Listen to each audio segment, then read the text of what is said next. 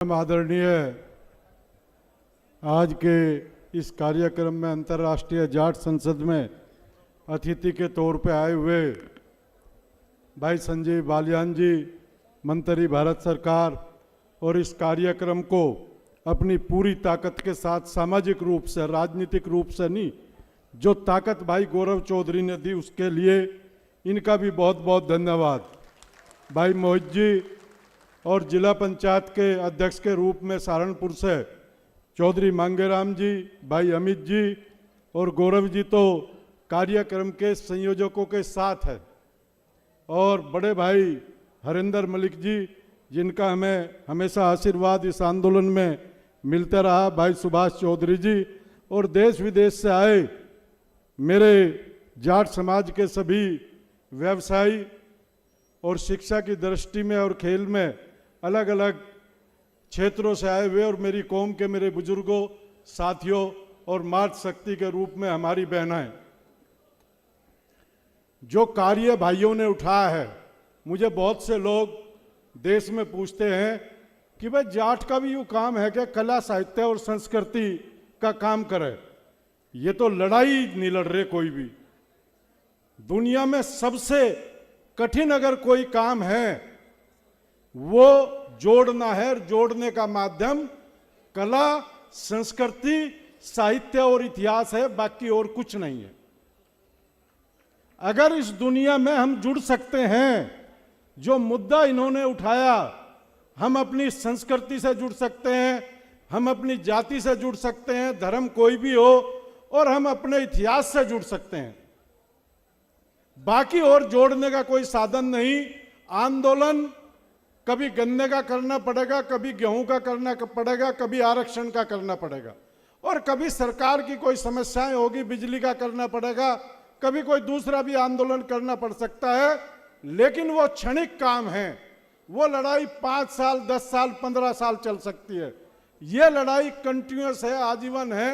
और जो उद्देश्य को लेकर देश के बाहर, मैं भी इस लड़ाई में देश का कोई हिस्सा ऐसा नहीं छोड़ा कि जहां ना गया हूं।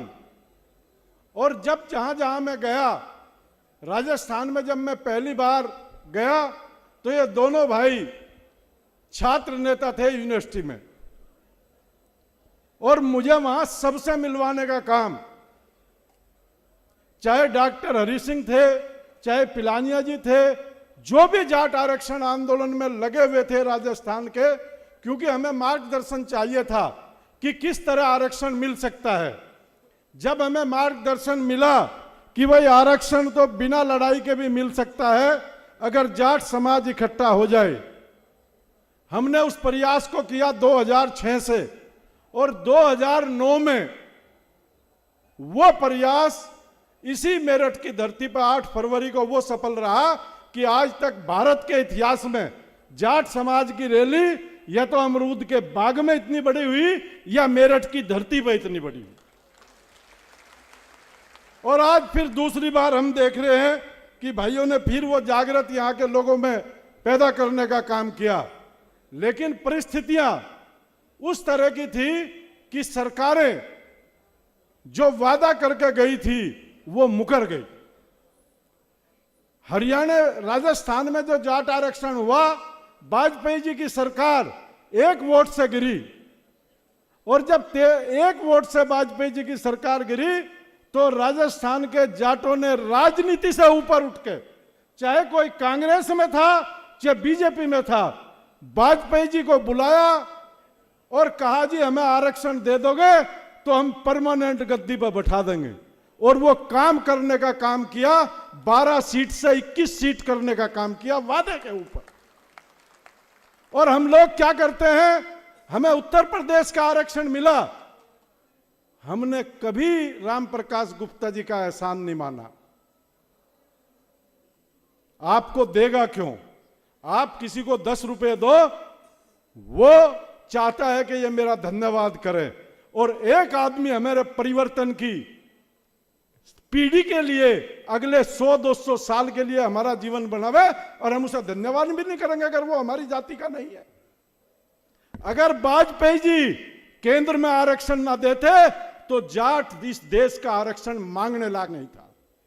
न कोई आंदोलन था, न कोई आरक्षण मांग रहा था। जब राजस्थान के जाट को मिल गया, सबने प्रयास किए। साहब सिंह वर्मा जी हमारी जाति के भाजपा में मजबूत वकील थे। साहब सिंह वर्मा जी ने तुरंत दिल्ली में लोढ़ा कमीशन बनाया। चौधरी देवीलाल जी ने गुरनाम सिंह आयोग बनाया हरियाणा में। और हरियाणा के जाट की बदकिस्मती देखिए, सबसे पहला आरक्षण 10 जातियों को जाट के साथ 91 में हरियाणा में मिला और 94 में कैंसिल कर दिया। आरक्षण चाहिए तो चौधरी चरण सिंह और चौधरी छोटूराम की सीख पे जाना पड़ेगा। सीख पे जाओगे कैसे? चौधरी चरण सिंह तो शिष्टाचार की किताब पढ़ा के गए हैं, लिख के गए हैं। 1936 में शिष्टाचार लिखी। और आज हम चौधरी चरण सिंह के अनुयायी, चाहे यशपाल मलिक हो चाहे कोई दूसरा अनुयायी हो, हम क्या कर रहे हैं? फला आदमी जिंदाबाद, फला आदमी मुर्दाबाद। ऑस्ट्रेलिया से आदमी आया, उसकी बात सुनने के बाद हम जिंदाबाद और मुर्दाबाद कर रहे हैं। इससे आरक्षण दे देगा तुम्हें कोई? नारा लगाओ, अपनी रैलियां हैं। जब जाट के मंच पर चले जाओ तो केवल जाट बनकर वहां जाइए, तो आपकी इज्जत होगी, नहीं कोई इज्जत नहीं करेगा। मैं इस देश के 12 से 13 मुख्यमंत्रियों से मिला, पक्ष और विपक्ष में भी मिला। भाई हरिंदर मलिक जी यहां बैठे, ये भी मनमोहन सिंह के पास गए। जिस पार्टी में हमारा आदमी बैठा, वकालत वही करेगा। हमें घूमने वालों को और सड़क पे बैठने वालों को तब बुलाएगा आदमी जब ये बैठे हुए लोग जो मंच पर बैठे, ये अपनी कौम की वकालत करेंगे। हमने क्या किया? 26 मार्च को, 15 मार्च को आरक्षण खत्म होता है। 26 मार्च को प्रधानमंत्री हमें अपने घर बुला लेते हैं। 26 मार्च को प्रधानमंत्री घर बुला के कहते हैं कि दूसरा आयोग बनेगा, आरक्षण दूंगा, परमानेंट दूंगा। लेकिन नहीं, रोहतक, झज्जर और सोनीपत की सत्ता चली गई थी। रोहतक और झज्जर सोनीपत का एक भी आदमी 2006 से लेके और 2014 आरक्षण मिलने तक कोई आरक्षण की मांग नहीं कर रहा था, क्योंकि वो मुख्यमंत्री थे। और 2015 में आधा हरियाणा फूंक दिया। उस दौरान का भी मुझे पता, संजीव बालियान भाई ने यहां से बुलाए, पूरे देश के लोग बुलाए, बैठ कर राजनाथ सिंह के साथ मीटिंग करी। और मैं एक बात आज आप लोगों के सामने कह रहा, अगर 22 तारीख में ये हरियाणा के मुख्यमंत्री पे वो मांग पत्र पढ़ के फैसला न करवावे तो हरियाणा वाले तो केस वापस मांगने के भी हकदार नहीं थे। आज आवाज तो उठा रहे। हमारी ये जिम्मेदारी है, जो राजनीतिक नेता जिस दल में है, हम उसकी टांग खींचने का काम न करें। चुनाव हम नहीं जिताते, हमारा हिस्सा जरूर होता है, चुनाव पार्टियां जिताती हैं, अपना वर्ग संघर्ष करती है। वर्ग संघर्ष, जो वर्ग संघर्ष चौधरी छोटूराम ने जिंदा किया, किसानों का और मजदूरों का वर्ग, उस वर्ग को चौधरी देवीलाल और चौधरी चरण सिंह ने जिंदा रखा। जब चौधरी चरण सिंह इस देश के नेता बने, तब इस देश का हर किसान, हर मजदूर उनको वोट करता था। आज हम कहां आ गए? अरे ये सामाजिक कार्यक्रम है, अपने आगे बढ़ने का कार्यक्रम है, ये राजनीतिक कार्यक्रम नहीं है।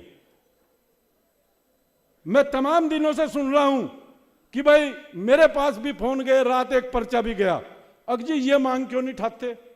मैं बोल रहा, जिसने तेरे से मांग की बता रहा, तुम मेरे से बात करना, कौन क्या मांग नहीं ठाता।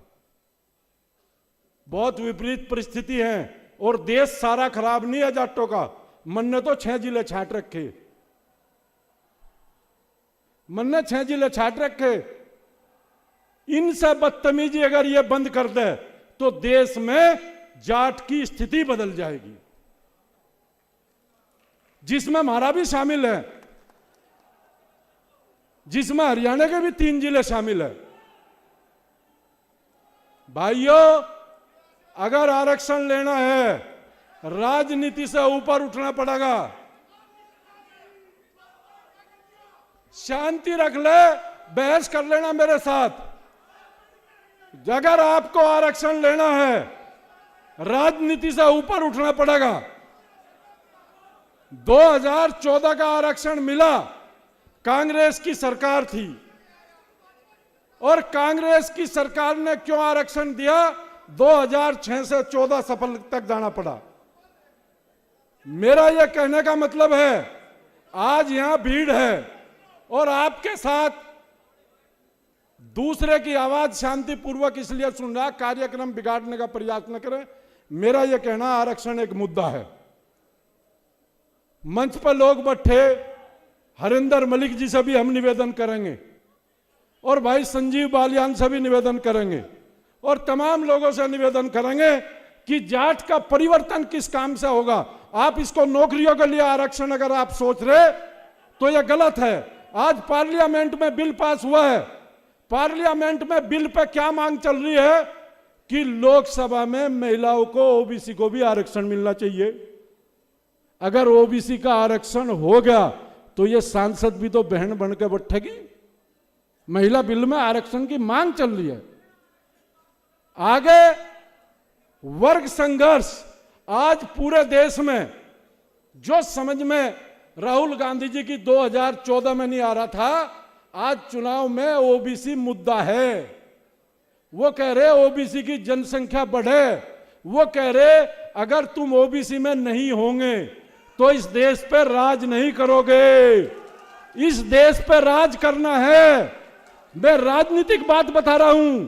अगर इस देश पे जो हमारी लीडरशिप बैठी है, चाहे वो किसी दल की है, अगर इस देश पर राज करना है तो 60% आबादी, जिस तरह से चौधरी चरण सिंह और छोटू राम के टाइम में किसान वर्ग था, अब नया वर्ग ओबीसी, एससी, एसटी और जनरल बन चुका। और अगर आप ओबीसी में होंगे तो राजनीतिक रूप से भी मजबूत होंगे, दाखिलों में भी मजबूत होंगे, आईआईटी, आईआईएम में मजबूत होंगे, और तमाम शिक्षा संस्थानों में जो फीस माफ होगी उसके कारण गरीब जाट के बच्चे भी बड़े अफसर बन सकते हैं। मैं एक बात को कहता हूं, 2008 से लेकर 23 आज है, मैं इस आरक्षण से इस्तीफा दे चुका। आज यहां जो भाई बैठे प्रताप दैया जी, इनके नेतृत्व में है, मैं इनका सिपाही हूं। जाट समाज दो काम कर ले, जो संगठन बने उन पर कब्जे बंद कर दे। कब्जों से जाट समाज के जितने संगठन, जितने शिक्षण संस्थान, हमारे पश्चिम के तमाम लोग यहां बैठे, अगर जितने इंटर कॉलेज हमारे जिले में हैं, 90% प्रशासनिक रूप से फैल है। कब्जे करने बंद कर दो। जो आए, ये भाई राजस्थान से आए, इन्होंने कहा भाई आरक्षण के लिए मेरी इच्छा नहीं थी गुजरात जाने की, इन्होंने मुझे फोर्स किया कि गुजरात आना पड़ेगा और आरक्षण की मांग गुजरात में उठानी पड़ेगी। मेरा यह निवेदन है, आरक्षण चाहिए। लड़ाई सड़क की होली, रेल रुक ली, पानी रुक लिया, दिल्ली चढ़ाई होली, सबको पता जाट चढ़ाई में महारत हासिल करते हैं। एक दो बड़ी सी भीड़ कर दो। बिजनौर से लोग आए हुए, दिसंबर में ये बड़ी रैली करेंगे बिजनौर में। दिल्ली वाले आए हुए, अक्टूबर के लास्ट में दिल्ली का सम्मेलन होगा। और हरियाणा वाले तो बालियान साहब को कह रहे थे, अगजी हमें उधर को ना जान दियो। बोला क्या बात है, क्या हम ऐसी जाति में पैदा हो गए कि सिफारिश करनी पड़े? हम किसको डैमेज कर रहे भाई? हमारा उद्देश्य 2006 से लगे हुए, हमारा उद्देश्य केवल आरक्षण है। राजनीति से कोई लेना देना नहीं है।